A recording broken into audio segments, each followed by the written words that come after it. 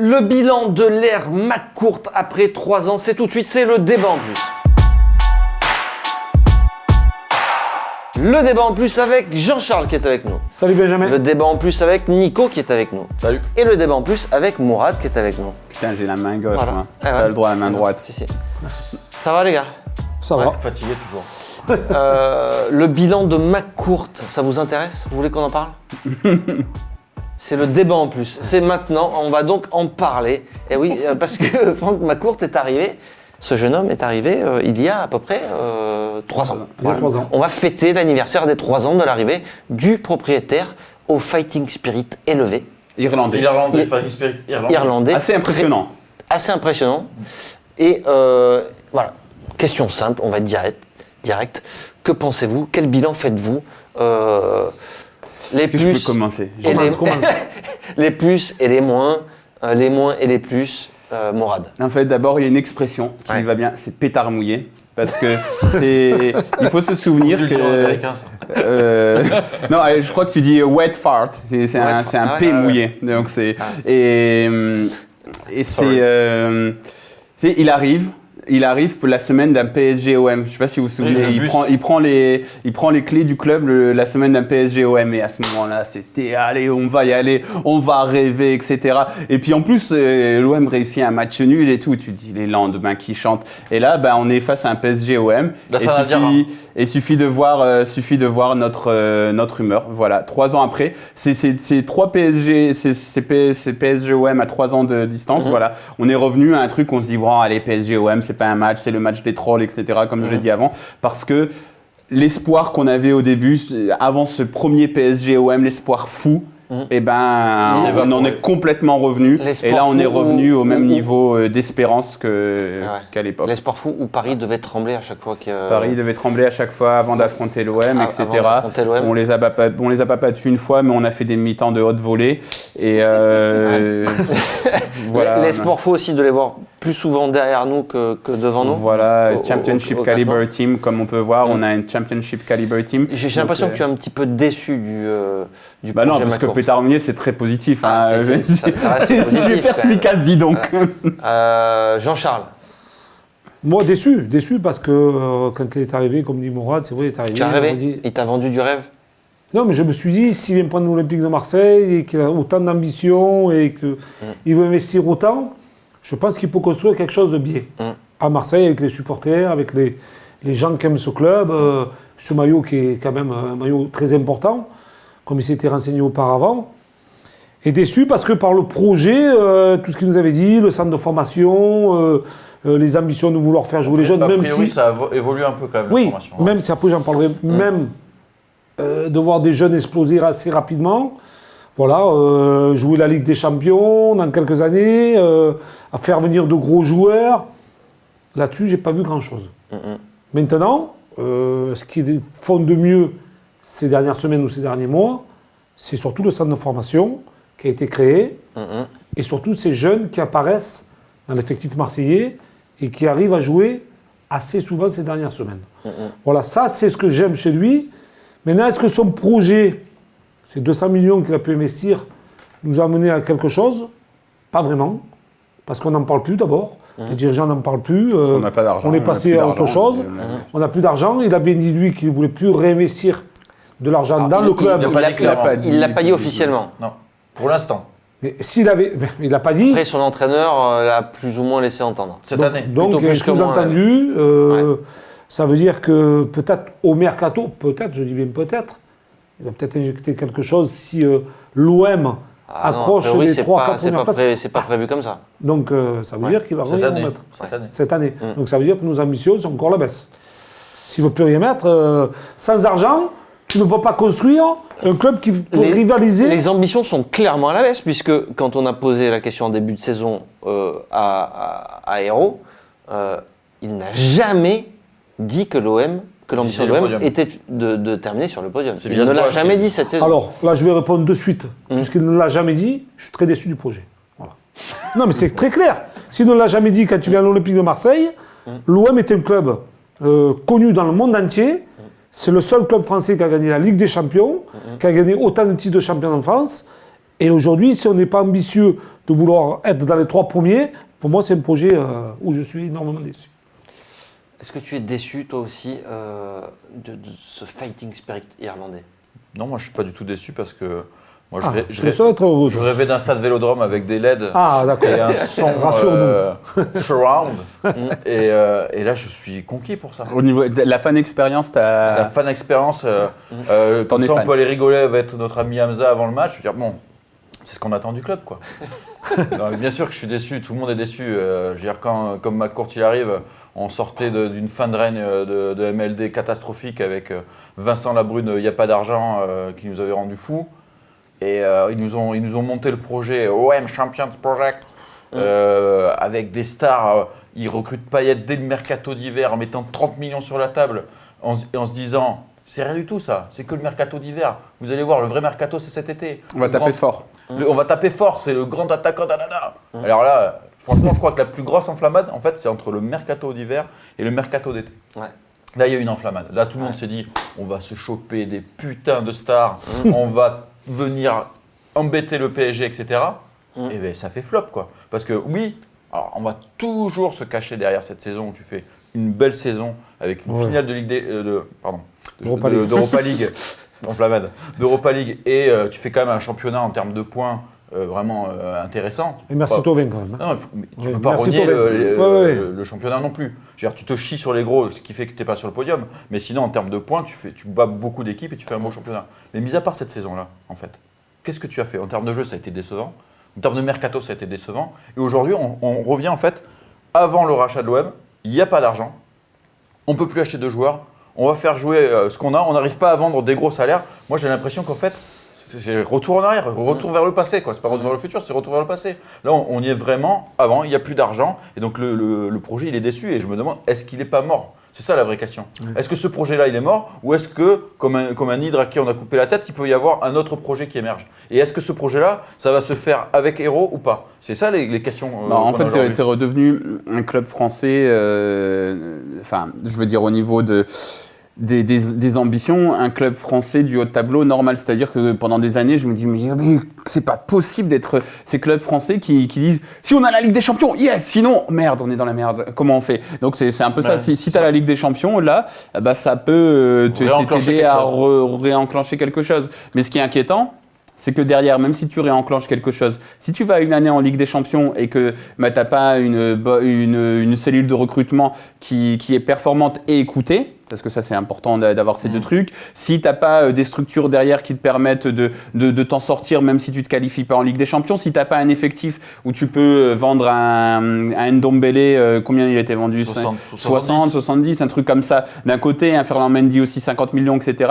Si tu n'as pas tout ça, et ben après, si en Ligue des Champions tu y vas, tu as de l'argent et tu fais n'importe quoi avec, ça sert à rien parce qu'on se dit tout le temps, comme dans le foot moderne, les supporters, tu leur jettes un billet de 50 millions d'euros, ils sont tous là à dire « Waouh, génial !» C'est pas ça, l'argent, de l'argent, il y en a eu. Il y en a eu, il y en a eu. Il y en a eu beaucoup, il y en a même eu Donc plus que ça. ce projet-là, il aurait pu exister.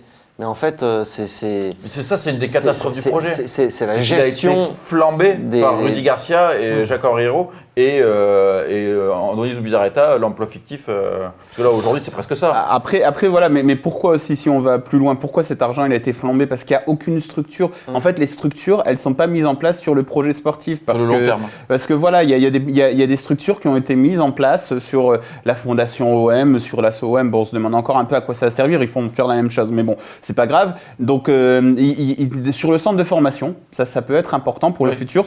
Donc, ok, tu as des structures là-dessus.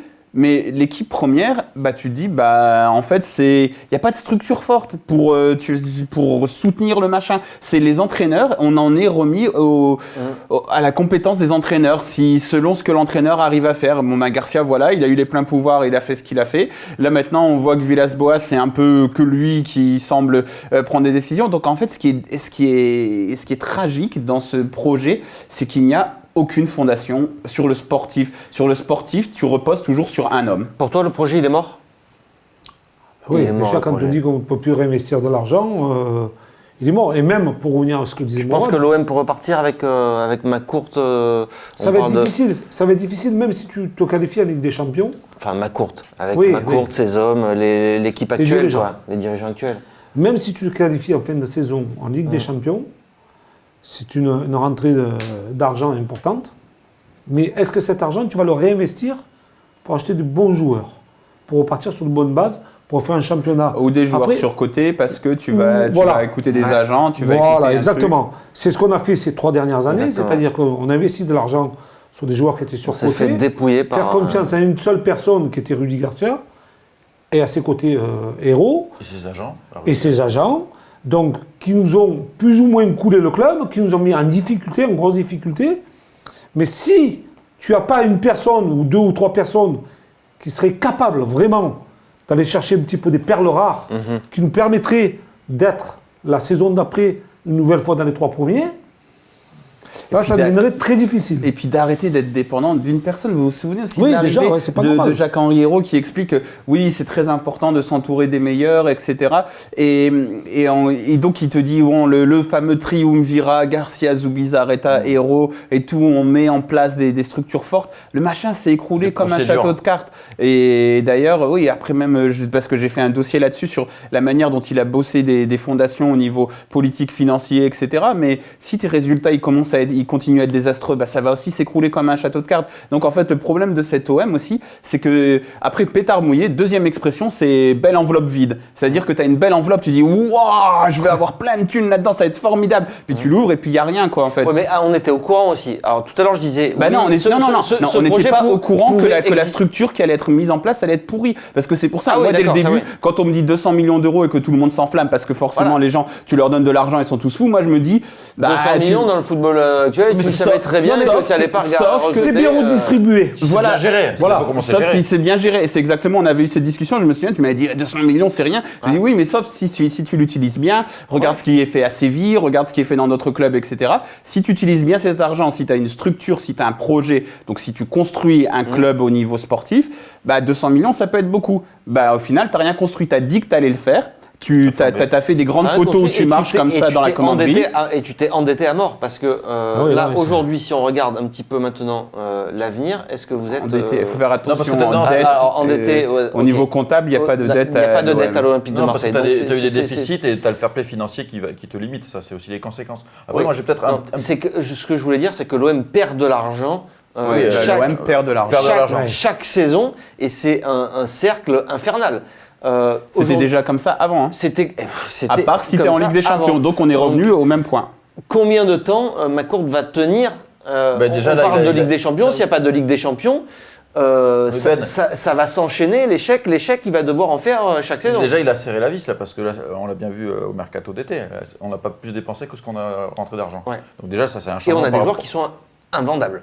Non, mais ça c'est certain. Après, un petit point positif au milieu de ce marasme, c'est qu'on ne sait pas qui gère, est-ce que c'est Villas-Boas qui gère tout, etc. Au niveau du mercato, mais le fait est que quand même le mercato estival 2019 est plutôt correct. Ils n'ont pas pris des jeunes pépites qui revendront des milliers des cents, mais Alvaro c'est un bon joueur qui va coûter entre 4 et 8 millions en fin d'année. De Benedetto, 14-15 millions, ça reste correct pour un attaquant dans le marché actuel.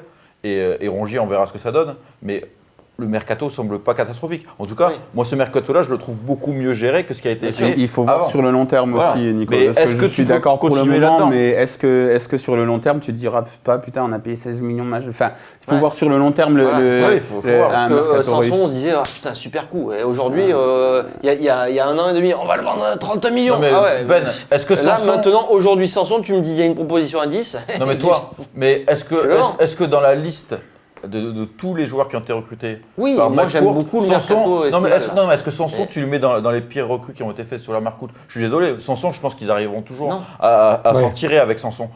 Les catastrophes. La preuve que non. Mais moi je suis pas d'accord. Ils ont déjà essayé de s'en tirer avec Sanson. Ils y arriveront à un moment donné. Dernier. Ils ne feront pas 30 millions comme ils voulaient, mais ils arriveront à s'en tirer. Le problème, c'est pas Sanson sur ce qui a été fait avant. C'est Evra, c'est Sertic, c'est Abdenour, c'est Mitroglou, c'est Strootman, c'est Payet aussi. C'est ça, c'est ce qui a coûté très très cher. Et là, Sanson, ils ont mis 12 millions, ils le vendront au pire 15 et ça ira. Et en fait, c'est toujours la même chose, c'est le sportif, parce que je pense qu'encore une fois, hier ou il y a quelques jours, là, contre Strasbourg, il y avait encore 50 000 personnes, donc le stade, il est rempli. Donc, ils sont en train de vendre des trucs, machin. Bon. c'est à voir sur le long terme aussi comment ça va se faire, mais en fait c'est sur le sportif que ça ne marche pas. Mais si on veut dire du positif, donc on a parlé du centre de formation qui semble mieux fonctionner, et Nasser Larguier il y a que des bons échos dans tous les sens, tout le monde te dit que c'est un excellent mec. Donc sur le long terme, encore une fois, il faut voir ce qui est fait sur le long terme, parce que si sur le centre de formation tu mises, si par exemple tu vas en Ligue des Champions et que l'année prochaine tu achètes un 4e défenseur et que Perrin donc il n'a plus jamais sa chance, tu vois tout ce truc du centre de formation, c'est le long terme. Si on revient sur l'aspect financier, est-ce que vous n'avez pas peur, peur, c'est peut-être pas une crainte, mais il y a aussi la possibilité de voir McCourt se désengager aussi rapidement. Je reparle donc de cette échéance fin de saison. S'il n'y a pas de Ligue des Champions, il faut refaire une rallonge de 70, 80, on ne sait pas exactement. Encore un gros chèque. Combien de temps peut-il tenir ? J'en discutais avec un journaliste, un confrère qui bosse aussi beaucoup sur le sujet. Il disait, on ne peut pas non plus exclure qu'un jour, McCourt se dise, bon, mais moi, je vais aussi essayer de récupérer mes billes, comme Margarita l'a fait à une époque. Ça va arriver. Et donc, je vais vendre tout ce qui est vendable, et puis après, démerdez-vous. Non, mais ça va arriver. Quand il aura eu ce qu'il veut, hors sportif, hors OM, je pense qu'il aura une décision qui sera prise assez rapidement, parce que je pense que McCourt ne va pas rester des années à l'Olympique de Marseille. Il n'a pas les épaules assez solides pour continuer à aligner des chèques de 80 millions tous les ans. Peut-être que je peux me tromper. On avait dit à 5 ans, à 7 ans, à 9 ans, non, on n'osait pas dire ça 3 ans, 5 ans. Je pense que ça va changer assez rapidement, quoi. Là, il va y avoir des décisions qui vont se faire d'ici 2020. Et par rapport à ça et par rapport aux résultats, McCourt prendra des décisions lui-même de savoir s'il doit vendre le club ou pas. Est-ce qu'on trouvera un repreneur, est-ce qu'on trouvera un repreneur capable d'investir et de jouer le jeu avec la ville et de jouer le jeu avec les supporters et surtout de faire une grande équipe? Ça, c'est encore autre chose. Surtout que McCourt, il est milliardaire, mais il n'a pas une surface financière infinie comme pouvaient l'avoir les Louis Dreyfus. Parce que les Louis Dreyfus, peut l'avoir le propriétaire de Nice. Voilà, donc il y a un moment, je pense qu'il a déjà mis beaucoup d'argent. Enfin, vraiment, à son niveau. Selon mon travail sur les documents officiels, en janvier dernier, il y avait déjà plus de 250 millions d'euros et on a dépassé les 300 millions avec l'achat du truc. Donc ça fait 300 millions d'euros pour un mec dont la fortune était estimée à 2 milliards, aux alentours des 2 milliards, il me semble. Ça va vite, hein. 1 milliard 200 millions. Enfin, donc c'était peut-être c'était les Dodgers qui l'avaient vendu. C'est ça, Voilà. Et bref, donc c'est énorme, c'est quand même énorme. Donc le mec, il a déjà mis beaucoup de son argent. Il en a mis aussi un peu sur la page. Il n'a pas remis cet été pour combler les dettes aussi. Ça, on ne sait pas encore au niveau des documents officiels, on ne sait pas encore, mais ça fait beaucoup. Alors on sait qu'il y a des manœuvres en cours pour l'immobilier. Après, si tu as l'immobilier, etc. Et à un moment, ce sera simplement une histoire de moyens, quoi. C'est comme si tu as une voiture qui te coûte trop cher, à un moment, tu n'arrives plus à l'entretenir, quoi. Donc il faut que tu la vendes. Donc il y aura peut-être ça. Donc, mais surtout la valeur marchande des joueurs.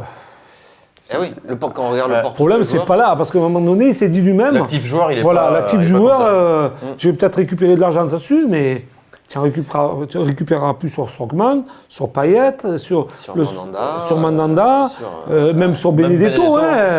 Sur le sol où tu pourrais récupérer c'est Camara, Lopez. Mais même sur Lopez, Sanson l'a dit, ça ne sera pas des gros montants. Non, mais ce n'est pas des investissements qui ont été faits auparavant. Bon, Camara, tu peux peut-être. Même Thauvin, on pensait vendre Thauvin entre 50 et 70. On en reparlera, mais je pense qu'il y a une grosse inquiétude aussi sur son contrat. Je pense très sincèrement. Thauvin, il faut rappeler qu'il sera libre quand même en 2021. Oui, en 2021. Parce que là, déjà, la saison, elle s'annonce tronquée. S'il fait une saison blanche, le Thauvin, moi je le vois bien partir. Libre. Ça, c'est... Messieurs, on s'arrête là sur le projet McCourt. On a été suffisamment optimiste, je pense, pour ce mercredi. On fera un débat foot Marseille jeudi. Je pense très optimiste aussi pour le match de Paris en termes de. Et on n'a pas un petit truc particulier Alors justement, est-ce qu'on peut l'annoncer ou pas? Est-ce qu'on a des effets spéciaux? Il y a canon à patate. Allez, on peut faire l'annonce aujourd'hui. Annonce officielle. Est-ce que tu sais ce qui va se passer dimanche soir? Les Marseillais montent à Paris dimanche soir. Et nous, on ne monte pas. Non, on ne monte pas. On va rester là, ici, pour vivre le match avec vous. Et c'est le lancement de la chaîne Twitch de Football Club de Marseille. Football Club de Marseille débarque sur Twitch. Voilà. Gros lancement, dimanche soir. On commentera le match en direct, en live. Avec qui? Avec Mourad qui sera avec nous. Oui. Et avec Jean-Charles qui fera les commentaires du match. Et aussi avec Nico ton collègue Marseille du Champion Podcast. Et nous aussi, on fera les débriefs. De Football Club de Marseille, le podcast que vous aimez tous. Toute la team. Donc il sera là aussi. Le truc, c'est de vous faire vivre le match de manière un peu passionnée, mais dépassionnée, Exactement. si on veut. Voilà. Parce que En on fait, va... non, clairement, si vous en avez marre des commentaires de Stéphane Guy sur Canal+, vous suivez les commentaires de Mourad, de Jean-Charles. De Nico. Et de Nico. Pas moi. Voilà. Et de l'autre Nico. Du De Nico. podcast. On sera là également. Nico Pod. Nous, on viendra à la mi-temps avec Ben, on fera un peu On l'après-match. fera tout également ça. le débrief de la mi-temps, le débrief d'après-match, tout ça en direct live sur Twitch. On vous expliquera un petit peu tout ça dans la semaine. On vous mettra des liens, on fera un petit peu de On fera promo. des concours Voilà. pour gagner des trucs. Exactement, voilà. Donc dimanche soir sur Twitch, le commentaire du match PSG Marseille. À très bientôt sur Football Club de Marseille. Ciao, ciao.